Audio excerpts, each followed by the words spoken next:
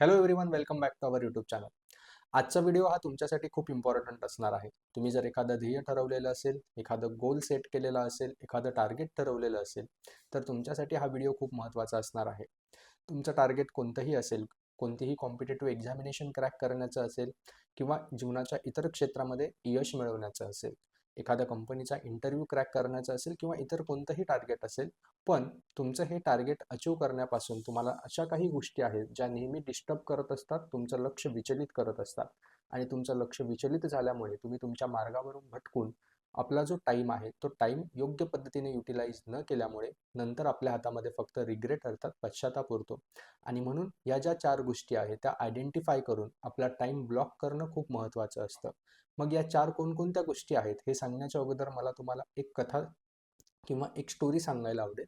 ही story याच्यासाठी कारण बऱ्याच जणांना वाटतं की मी डिस्टर्ब नाही होऊ शकत किंवा जे काही डिस्टर्बन्स आहे तो अलाउड आहे, इतका डिस्टर्बन्स चालतो. मग डिस्टर्बन्स कशा पद्धतीने क्रिएट होतो किंवा डिस्टर्बन्समुळे कशा पद्धतीने तुम्ही तुमच्या ध्येयापासून भटकू शकतात, अगोदर आपण हे समजून घेऊया आणि त्यानंतर मग 4 गोष्टी बघूया ज्या तुम्हाला अवॉइड करायच्या आहेत. सर्वात पहिले आपण एक स्टोरी बघूया. एक प्रयोग झाला 1973 मध्ये, ज्यामध्ये धर्मशास्त्राचा अभ्यास करणारे जे विद्यार्थी आहे त्यांच्यावरती हा प्रयोग करण्यात आला. धर्मशास्त्राचा अभ्यास करणारे विद्यार्थी म्हणजे त्यांना सहानुभूती, परोपकार, करुणा यांसारख्या गोष्टी शिकवल्या जातात आणि हे विद्यार्थी त्यांचं आपल्या जीवनामध्ये अनुसरण करतात म्हणजे आपल्या प्रॅक्टिकल लाईफमध्ये ते त्यांच्या दैनंदिन जीवनामध्ये अंमलात देखील आणतात. म्हणजे ज्या गोष्टी शिकल्या त्या अप्लाय पण करायच्या असतात, अशा पद्धतीचं शिक्षण त्यांना देण्यात आलं. अशा विद्यार्थ्यांवरती एक प्रयोग करण्यात आला. या विद्यार्थ्यांच्या एका ग्रुपला सांगण्यात आलं की त्यांना 15 मिनिटं म्हणजे एक पर्टिक्युलर प्लेस आहे, या प्लेसपासून दूरवर असलेलं एक ठिकाण आहे, तिथे जाऊन त्यांना एक स्पीच अर्थात एक भाषण द्यायचं आहे. मग या विद्यार्थ्यांचे 2 गट करण्यात आले. एका गटाला सांगण्यात आलं की तुम्ही रस्त्यानं जाताना जे ते स्पीच देण्याचा जो टॉपिक होता तो टॉपिक होता परोपकार. परोपकार म्हणजे दुसऱ्यांना मदत करण्याविषयी ते स्पीच द्यायचं होतं की कशा पद्धतीने तुम्ही दुसऱ्यांना मदत करून स्वतःच्या जीवनामध्ये खुश राहू शकतात, दुसऱ्यांना मदत का केली पाहिजे, या सर्व गोष्टींविषयी त्या स्पीचमध्ये बोलायचं होतं. आणि ते स्पीच एका ठराविक जागेपासून दूरवर असलेल्या जागेवरती पायी पायी जायचं होतं आणि नंतर ते स्पीच द्यायचं होतं. ते स्पीच जाण्यासाठी जो विद्यार्थ्यांचा ग्रुप होता त्याचे 2 गट करण्यात आले. एका गटाला सांगण्यात आलं की तुम्ही रस्त्याने जाताना तुम्हाला हवा तितका वेळ घेऊ शकता, तुमच्यावरती कुठल्याही प्रकारचं वेळेचं बंधन नाहीये, तुम्हाला वाटेल तेव्हा तुम्ही त्या जागेवरती पोहोचा आणि मग स्पीच द्या. आणि दुसऱ्या ग्रुपला असं सांगण्यात आलं की तुम्हाला वेळेचं बंधन आहे, तुम्हाला एवढ्या वेळामध्ये म्हणजे त्यांना टाइम देण्यात आला, एवढ्या ठराविक टाइममध्ये तुम्हाला त्या वेळेवरती पोहोचायचं आहे. आणि तो टाइम अशा पद्धतीने होता की ते चालत गेले तर बरोबर तेवढ्या टाइममध्ये पोहोचतील, पण रस्त्यामध्ये जर त्यांनी कुठं टाइमपास केला किंवा आपला वेळ वेस्ट केला तर तिथे ते वेळेवरती पोहोचू शकले नसे, अशा पद्धतीने तो टाइम देण्यात आला. मग असं ऑब्झर्वेशन करण्यात आलं, ज्यावेळेस हे विद्यार्थी रस्त्याने चालले होते तर त्या रस्त्यामध्ये मुद्दाम एक अतिशय कृष्ट, ज्या व्यक्तीला आजार आहे, जो खोकतो आहे, अतिशय दुर्बळ असा व्यक्ती रस्त्यावरती बसलेला मुद्दाम बसवून ठेवण्यात आला आणि तो व्यक्ती सर्वांकडे मदत मागत होता. आता ज्या विद्यार्थ्यांना सांगण्यात आलं होतं की तुमच्याकडे कुठल्याही प्रकारे वेळेचं बंधन नाहीये, तुम्ही आरामात जाऊन पोहोचू शकतात, अशा विद्यार्थ्यांनी रस्त्याने जाताना त्या व्यक्ती बघितल्यानंतर त्याला मदत देखील केली. का? कारण ते धर्मशास्त्राचा अभ्यास करणारे विद्यार्थी होते, त्यांच्या जीवनाचं उद्दिष्टच परोपकार, करुणाभाव हे होतं आणि ते स्पीच देखील त्याच टॉपिकवरती द्यायला चालले होते आणि म्हणून त्यांनी त्या व्यक्तीला मदत देखील केली. परंतु दुसरा ग्रुप, ज्या ग्रुपला असं सांगण्यात आलेलं होतं की तुम्हाला ज्या ठिकाणी पोहोचल्यानंतर जे स्पीच द्यायचं आहे ते स्पीच देण्यासाठी पोहोचण्याची जी वेळ आहे ती लिमिटेड आहे, तुम्ही जर रस्त्यात थांबले नाही तरच तिथे वेळेवरती पोहोचाल आणि तुम्हाला वेळेवर पोहोचायचं देखील आहे. असे विद्यार्थी ज्यांना हे सांगण्यात आलं होतं त्या विद्यार्थ्यांनी त्या व्यक्तीला बघितलं देखील, परंतु न थांबता जवळपास 90% विद्यार्थ्यांनी त्या व्यक्तीची मदत न करता ते आपल्या हव्या त्या जागेवरती पोहोचले. या स्टोरीमधून काय शिकायला मिळालं? हे शिकायला मिळतं की ज्या विद्यार्थ्यांचं मुळात जीवनामध्ये उद्दिष्टच परोपकार आहे, करुणाभाव आहे, दुसऱ्यांना मदत करणं आहे, हे गुण शिकून त्या गुणांचं आपल्या वैयक्तिक आयुष्यामध्ये अनुसरण करणं, त्यांचं पालन करणं, जेणेकरून इतर लोक त्यांच्याकडे बघून शिकतील, हे ज्यांचं उद्दिष्ट आहे, अशा विद्यार्थ्यांना सुद्धा जेव्हा दुसरं एक टार्गेट दिलं गेलं तेव्हा ते त्यांच्या जीवनाच्या मूळ उद्दिष्टावरून भरकटून गेले. म्हणजे काय? आणि मेन म्हणजे हे विद्यार्थी अशा टॉपिकवर स्पीच द्यायला चालले होते की परोपकाराची भावना. त्या लोकांनी तो व्यक्ती बघितला पण ते थांबले नाहीत. या गोष्टीमधून काय शिकायला मिळतं? यामधून आपल्याला हे शिकायला मिळतं की जर जे विद्यार्थी धर्मशास्त्राचा अभ्यास करणारे विद्यार्थी आहेत ते आपल्या मेन उद्दिष्टावरून एक दुसरं टार्गेट मिळाल्यामुळे ते टार्गेट देखील तितकंच महत्त्वाचं आहे. बट ते दुसरं टार्गेट मिळाल्यामुळे जे मेन टार्गेट आहे, जे की जीवनामध्ये परोपकाराची भावना स्वीकारून मदत करणं, धर्मशास्त्राच्या मार्गावरती चालणं, त्याचं अनुसरण करणं हे त्यांच्या जीवनाचं मूळ उद्दिष्ट आहे. बट त्यांना तात्पुरत्या स्वरूपाचं एक दुसरं टार्गेट मिळाल्यामुळे ते त्यांच्या मूळ उद्दिष्टावरून भरकटून गेले आणि त्यांनी ते थोड्या वेळासाठी दिलेलं टार्गेट फॉलो केलं. हे आपल्या बाबतीतही होतं. आपण एखादा कॉम्पिटिटिव्ह एक्झामिनेशनचा अभ्यास करत असताना किंवा दुसऱ्या कशाची तयारी करत असताना आपले टार्गेट्स फिक्स असतात. परंतु ह्या टार्गेटचा अभ्यास करत असताना जेव्हा एखादा डिस्टर्बन्स येतो आणि तो आपल्याला इम्पॉर्टंट देखील वाटतो, कदाचित तो तेवढा इम्पॉर्टंट नसेलही. ज्या पद्धतीनं धर्मशास्त्राचे विद्यार्थी अभ्यास करणारे विद्यार्थी स्पीच द्यायला गेले, त्या स्पीच नंतर त्यांच्यासाठी काय होणार आहे, त्यांना काय त्याचा बेनिफिट आहे, हे कुठल्याही प्रकारे त्यांना सांगण्यात आलेलं नव्हतं. बट त्यांना ते इम्पॉर्टंट वाटत होतं, जे की एका व्यक्तीला मदत करण्यापेक्षा जास्त इम्पॉर्टंट नव्हतं. आपल्या बाबतीतही हेच होतं. कदाचित एखादं टार्गेट आपण ज्यावेळेस फॉलो करतोय, दुसरं एखादं छोटंसं टार्गेट येतं, जे कदाचित इम्पॉर्टंट नसतंही, ज्याचा आपल्या लाईफमध्ये काही रोल नसतोही, त्यापासून मिळणारे बेनिफिट्स आपल्या जे मेन उद्दिष्ट आहे त्याच्याशी संबंधित नसताही, पण आपण कदाचित तेवढ्या वेळेसाठी त्यामुळे डिस्टर्ब होऊन जातो. आणि म्हणूनच आपल्याला अशा 4 गोष्टी बघायच्या आहेत, ज्या 4 गोष्टी आपल्याला आपल्या मेन उद्दिष्टावरून भरकटवून दुसरीकडे नेतात आणि आपण आपल्या उद्दिष्टाकडे चालण्याचा जो मार्ग आहे तो सोडून देतो. यामधली सगळ्यात पहिली आणि महत्त्वाची गोष्ट आहे inability to say no. Inability to say no अर्थात नकार देण्याची अकार्यक्षमता, म्हणजे आपण कोणाला नकार देऊ शकत नाही. आपण बऱ्याच वेळा बघितलं असेल, तुम्ही कॉम्पिटिटिव्ह एक्झामिनेशनचा जर अभ्यास करत असाल, तर हा अभ्यास करत असताना अचानक एखाद्या दिवशी तुमचा सकाळपर्यंत चांगला अभ्यास होतो, त्यानंतर कुणाचा तरी आपल्याला कॉल येतो आणि हा कॉल आल्यानंतर तो व्यक्ती XYZ व्यक्ती आपल्याला म्हणतो की आपल्याला चल या ठिकाणी जाऊन यायचं आहे किंवा आपल्याला त्या ठिकाणी जाऊन यायचं आहे. मग आपण जो आपला स्टडी आहे, आपला जो प्लॅन केलेला आहे, तो प्लॅनपासनं भरकटायला सुरुवात होते. आपण विचार देखील करतो आणि आपला जास्त विचार करून किंवा विचार न करता आपण त्या व्यक्तीला हो देखील म्हणून देतो. किंवा आपण हा विचार करतो की या व्यक्तीने मला अशा वेळेस मदत केलेली होती किंवा आत्ता मला या व्यक्तीला मदत करण्याची गरज आहे, मला जावं लागेल. बट आपण हा विचार करत नाही की खरंच त्या गोष्टीपासून आपल्याला बेनिफिट आहे का? कदाचित ही गोष्ट तुम्हाला स्वार्थी वाटेल की नाही.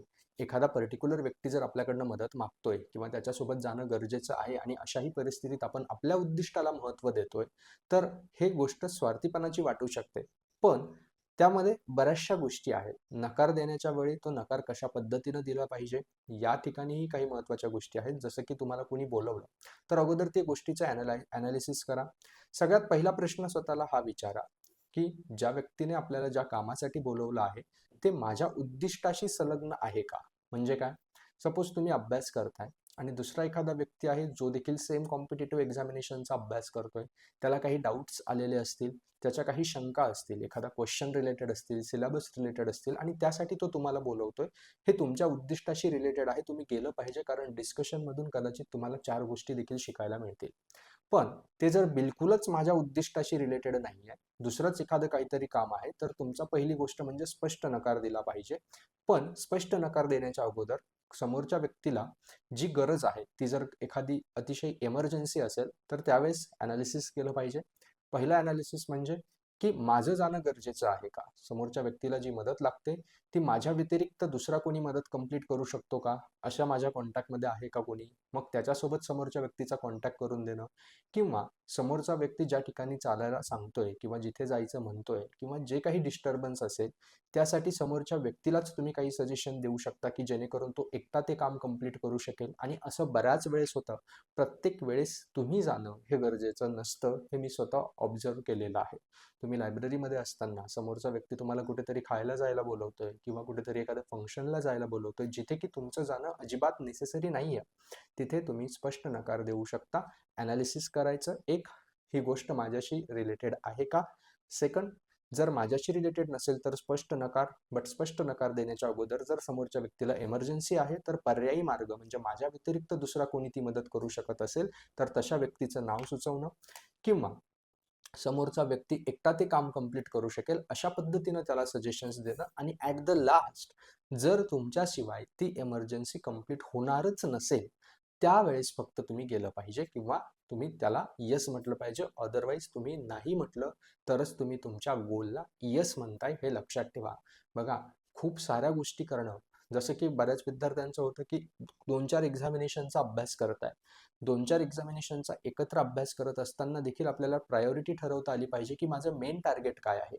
हे मेन टार्गेट करत असताना बाकीच्या गोष्टींचे टार्गेट्स कंप्लीट होत आहे का, बाकी एक्झाम्सचा अभ्यास होतोय का, हे चेक केलं पाहिजे.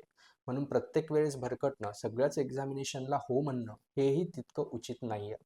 काही एक्झामिनेशनला तुम्हाला नाही म्हणावंच लागेल, जर ते माझ्या सिलेबसमध्ये बसत नसेल, जर ते माझ्या कव्हरेजमध्ये बसत नसेल तर. हां, त्याच्याशी रिलेटेड सिलेबस जर माझ्या मेन टार्गेटच्या सिलेबसमधून कंप्लीट होत असेल तर तुम्ही ते एक्झामिनेशन देऊ शकतात. बघा, लक्षात घ्या, ज्यावेळेस स्टीव्ह जॉब्स 1997 मध्ये ॲपलमध्ये रिटर्न आले होते, त्यावेळेस ॲपलचे जवळपास 350 प्रोडक्ट होते.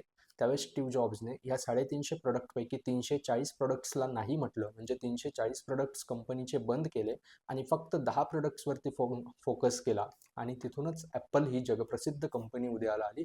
त्या 10 प्रोडक्टमध्ये मग आयफोन असेल, आयपॅड असेल, त्यानंतर तुमचं मॅकबुक असेल, हे जे प्रोडक्ट आहे ॲपलचे ब्रँडेड प्रोडक्ट्स, हे गोष्टी उदयाला आल्या. बट त्यासाठी स्टीव्ह जॉब्सला देखील 340 गोष्टींना नाही म्हणावं लागलं होतं. ही गोष्ट लक्षात ठेवा. जोपर्यंत तुम्ही नाही म्हणायला शिकत नाही, तोपर्यंत तुम्ही तुमच्या टार्गेटला, गोलला यस म्हणायला शिकत नाही. ही झाली पहिली गोष्ट, इनॲबिलिटी टू से नो. दुसरी महत्त्वाची गोष्ट, जी गोष्ट तुमच्या फोकसपासनं किंवा तुमच्या गोलपासनं तुम्हाला दूर नेते, ती म्हणजे फिअर ऑफ कॅओस. फिअर ऑफ कॅओस म्हणजे काय? असुरक्षिततेची भावना म्हणू शकता, किंवा अव्यवस्था म्हणू शकता, किंवा अनइझी वाटणं ज्याला आपण म्हणतो, ती गोष्ट. म्हणजे काय?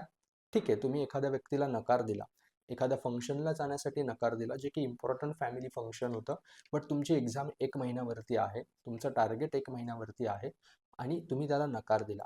तो नकार दिल्यानंतर तुमच्या मनामध्ये जी गिल्टची भावना, अपराधीपणाची भावना निर्माण होते, की मी गेलो नाही, माझं ते फंक्शन मिस होतंय, मी काय अभ्यासच करतोय, माझ्या ह्या मित्राचं फंक्शन मिस झालं, माझं त्या फॅमिली मेंबरचं फंक्शन मिस झालं, आणि हे माइंडमध्ये चालत असतं. हे विचार माइंडमध्ये चालत असतात, गिल्ट यायला लागतो. किंवा तुम्ही जर रूमवरती राहत असाल तर तुमची रूम आवरलेली नसते, ती अस्ताव्यस्त पडलेली असते, बुक्स कुठे, कपडे कुठे, मग वाटतं की मी इथे पण मिसी आहे, या गोष्टी मी व्यवस्थित करू शकत नाही, तर मी एक्झाम काय क्रॅक करणार आहे. तर एक गोष्ट लक्षात घ्या, जेव्हा तुम्ही एखादं टार्गेट फॉलो करत असतात, एखादं उद्दिष्ट प्राप्त करण्याच्या दृष्टीने प्रयत्न करत असतात, तेव्हा कॅओस हा बाय प्रोडक्ट येतो, म्हणजे येतोच. आणि ती गिल्ट नसून ती भावना तुम्हाला एक्सेप्ट करावी लागेल, की हां, ठीक आहे, पुढचे अजून एखादा वर्ष, पुढचे 6 महिने, 7 महिने मी कोणतंही फंक्शन अटेंड करू शकणार नाही, किंवा मी कोणत्याही पद्धतीचं व्यवस्थित टापटीपणा येऊ शकत नाही. बट मी माझ्या टार्गेटसाठी रोज प्रयत्न करतोय, आणि त्यासाठी ह्या गोष्टी गरजेच्या आहेत. ही फिलिंग, ही भावना एक्सेप्ट करून मग रोजचा दिवस पुढे जाणं महत्त्वाचं असणार आहे. कारण एकदा तुमचं सिलेक्शन झाल्यानंतर ह्या गोष्टी तुम्ही नॉर्मली करू शकणार आहात. बट ही गिल्ट घेऊन सोबत चालणं, की मी हे फंक्शन मिस करतोय, किंवा ती गोष्ट मिस करतोय, किंवा मी व्यवस्थित राहत नाहीये, अजून एखादं गिल्ट तुमच्या माइंडमध्ये असेल, तर ते नॉर्मल आहे. ते तुमच्यासोबत राहू द्या, ते एक्सेप्ट करा. ती गोष्ट तुमच्या लाईफमध्ये येतेच. असे खूप सारे उदाहरणं आहेत, ज्यांनी आपलं उद्दिष्ट मिळवण्यासाठी बऱ्याचशा गोष्टी या साईडलाईन केलेल्या आहेत, बऱ्याचशा गोष्टी या बाजूला ठेवलेल्या आहेत. तुम्हालाही ते करायला शिकायचं आहे. सो फिअर ऑफ कॅओस जी आहे, अव्यवस्थितपणाची, अस्वस्थता जी आहे, ही अस्वस्थतेची जी भावना आहे, ही भावना कॉमन आहे, नॅचरल आहे. तिला एक्सेप्ट करा, तिच्यासोबत प्रिपरेशन करायला शिका. जी तिसरी महत्त्वाची गोष्ट आहे, जी तुम्हाला तुमच्या उद्दिष्टापासून दूर नेते, आणि जी माझ्या मते सर्वात महत्त्वाची गोष्ट आहे, ती आहे पुअर हेल्थ हॅबिट्स. म्हणजे काय? तुम्ही 8 दिवसांचा एक खूप छान प्लॅन बनवता. एक 8 दिवसांचा किंवा एखाद्या महिन्याचा खूप छान प्लॅन बनवता, की मी महिनाभरामध्ये एवढे टॉपिक्स, एवढे सब्जेक्ट्स, किंवा दुसरं एखादं टार्गेट असेल तर एवढे मॉक इंटरव्ह्यूज, ह्या गोष्टी देणार आहेत. बघ, या 1 महिन्यामध्ये तुमचं प्लॅनिंग होतं, तुमचं टाइम टेबल बनतं, तुमचं शेड्यूल बनतं, वेळापत्रक तयार असतं. बट होतं काय? अचानक तुम्ही 3-4 दिवसांसाठी आजारी पडतात, आणि या आजारपणामुळे तुमचे 3-4 दिवस निघून जातात. रिकवर होण्यामध्ये तुम्हाला टाइम लागतो, आणि यामध्येच तुमचा जो वेळ आहे, तो वेळ वाया जात असतो. आणि ज्या वेळेस तुम्ही रिकवर होण्यासाठी जातात, हा वेळ तुमचा वाया जातो. तिथून रिकवर होऊन आल्यानंतर तुमच्या माइंडमध्ये एक गोष्ट येते, की अरे यार, माझ्याकडनं या गोष्टी मिस आउट झाल्यात, आणि या गोष्टी मिस आउट झाल्या, टाइम वाया गेला, गिल्ट निर्माण होते की हा वेळ कशा पद्धतीनं वाया गेला, आणि म्हणून पुन्हा नव्याने स्टार्ट करायला जातात, आणि पुन्हा नवीन स्टार्ट केल्यासारखं वाटतं. सो ही पुअर हेल्थ हॅबिट्समुळे होणारी गोष्ट आहे. तुमचं अचानक आजारी पडण्याचं जे कारण आहे, तुम्ही प्रॉपर स्लीप नसते, प्रॉपर खाणं नसतं, टाईमवरती जेवण असेल, वेळेवरती झोपणं असेल, या गोष्टी करत नाही आणि त्यामुळे अचानक सडन कोलॅप्स होतो. बरेचसे विद्यार्थी मी बघितले आहेत जे 15-16 तास अभ्यास करायचं म्हणतात, मला एक्झाम काढायचीच आहे कोणत्याही काहीही करून. मग 15-16 तास अभ्यास करतात, व्यवस्थित झोप नाही, कधीही खाणं, कधीही जेवण करणं आणि अचानक एके दिवशी आजारी पडतात. त्यामुळे 3-4 दिवस वाया जातात. म्हणून रोज 10 ते 12 तास रेग्युलर अभ्यास 1 वर्षासाठी केला तर तुमचं कोणत्याही कॉम्पिटिटिव्ह एक्झामिनेशनसाठी सिलेक्शन होऊ शकतं. हा पर्सनल अनुभव आहे. बट त्यासोबत प्रॉपर स्लीप, त्यानंतर प्रॉपर वेळेवरती जेवण, याही गोष्टी त्यामध्ये इन्क्लुडेड असल्या पाहिजे, जेणेकरून तुमचा जो टाईम आहे, जो वाया जाणार आहे, तो टाईम वाया जाणार नाही अचानक आजारी पडण्यामुळे. सो पुअर हेल्थ हॅबिट्स ज्या आहेत त्याकडे दुर्लक्ष करायचं नाही. रोज थोडी एक्सरसाइज झाली पाहिजे, रोज थोडंफार मेडिटेशन झालं पाहिजे, जेणेकरून तुमचं कॉन्सन्ट्रेशन चांगलं बनून राहील. या सर्व गोष्टी जर केल्या तर तुमचा जो 1 महिन्याचा शेड्यूल आहे तो तुम्ही व्यवस्थितपणे पाळू शकाल. त्यानंतर चौथी गोष्ट जी खूप महत्त्वाची असणार आहे तुमचं प्रिपरेशन करत असताना, तुमचं एन्व्हायरमेंट.